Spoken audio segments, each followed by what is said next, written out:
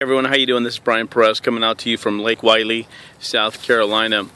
The reason I'm making this video is because the other day I was talking to somebody and it reminded me of several conversations that I've had with different people when I introduce Wake Up Now, the opportunity of Wake Up Now, or the opportunity of network marketing to them.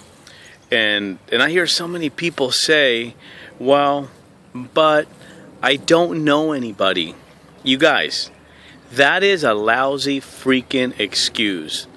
Do you know how many people in my family are in Wake Up Now? 0. Do you know how many of my friends that I met before Wake Up Now are in Wake Up Now? 1. That's it. A couple from Las Vegas, and that is it. You guys, a couple years ago, I made a decision. 4 years ago, I made a decision to start working on my skills. And that's learning everything that I possibly could about this industry. And I started following people, reading books. You know, people in the industry who were already successful, not people who want to do this internet marketing thing, but have never really made any money in the industry. No, I'm talking about people who have made money in the industry. And what I found out is that they all got good at working at their skills. See, you can't succeed unless you have the skills. Yeah, you got to have the drive, you got to have the desire, you got to take action. But the bottom line is you have to work on your skills.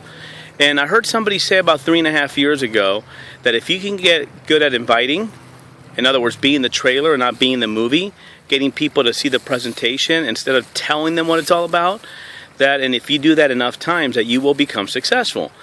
And you guys, when I got that, my entire success changed in network marketing.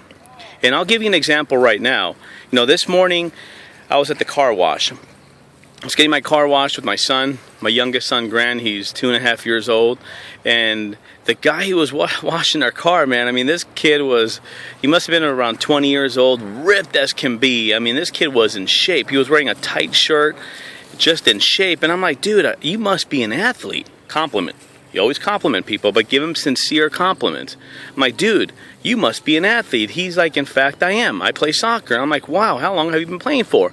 He's like, I've been playing all my life. And I'm like, wow, that's cool. And I'm like, how long have you been working here for? He's like, oh, you know what? I've been working for this company for a couple years, but I just recently transferred to Lake Wylie. And I'm like, wow, how do you like it? He's like, I like it. And I'm like, so how often do you play soccer? He's like, in fact, I was supposed to have a game today and I couldn't make it because of my work.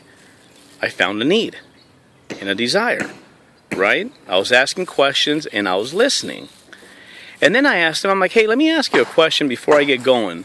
What would it mean to you to be in control of your time?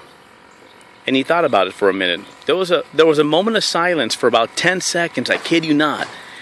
And he thinks about it, and he's like, you know what?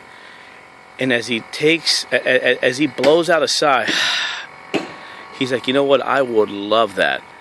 And then I asked him, if I can show you a way to be able to take control of your time without interfering what you're currently doing and adding to it, will that interest you? He said, absolutely. I'm like, great. Let's exchange numbers. I take out my phone.